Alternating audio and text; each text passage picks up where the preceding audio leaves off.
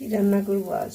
সবজি, এটা হচ্ছে পেঁপে কুচিয়ে নিয়েছি, গাজর কুচি, সিম কুচি, সেদিন জমি থেকে সিমগুলো তুলে নিয়ে আসছি, আর হচ্ছে আলু, দুটো আলু নিয়েছি, বগুড়ার বিখ্যাত আলু, আর নিয়েছি 4টে কাঁচামরিচ। এবার এগুলো আমি সব দিয়ে দিই।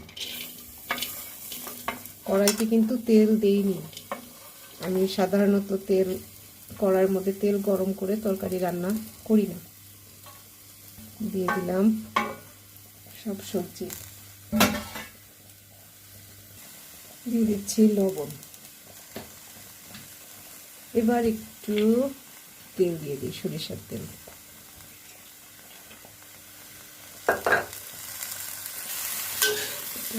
মিশিয়ে দিই, অল্প আছে রান্না করব। কয়েকদিন বাসায় ছিলাম না, মাটির হাঁড়ি পাতিলগুলো আবার সব গরম পানি দিয়ে পরিষ্কার করে তারপর রান্না শুরু করছি।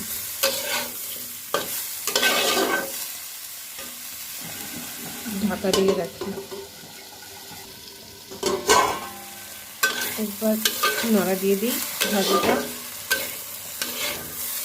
অল্প আঁচে করব, কম তেল দিয়েছি, জাস্ট সিদ্ধ করে নেব। দেখি নেই ভাজিটার কি অবস্থা হলো। আমি কিন্তু একদম কম আঁচে রান্না করছি, খুবই কম আঁচ দিয়ে দিছি, এটা প্রায় সিদ্ধ হয়ে গেছে।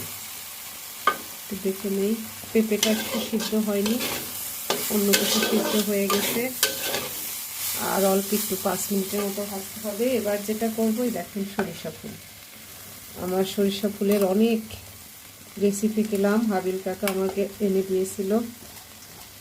ভর্তা খেলাম, পাকোড়া খেলাম, মাছের চচ্চড়ি খেলাম, আজ হচ্ছে লাস্ট ভাজি।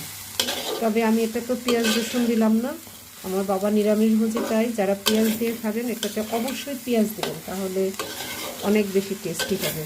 আর পেঁয়াজগুলো তেলে ভাজবেন না, সবজির সাথে কুচিয়ে দিয়ে দিবেন, তাহলেই হবে। আমি আরেকটু ঢাকা দিয়ে রাখি। দেখুন ভাজিটার কি অবস্থা হয়ে গেছে। ভাজিটা সুন্দর একটা স্মেল, সরিষা ফুলের, দারুণ লাগছে ঘ্রাণটা। এটা আসলে গরম গরম খেতে পারলে বেশি ভালো হতো, কিন্তু স্কুল খুলে গেছে, আমার তো এটা খেতে হবে দুপুরে। আমি চুলাটা বন্ধ করে দিলাম। আমার সরিষা ফুল ভাজি রান্না শেষ।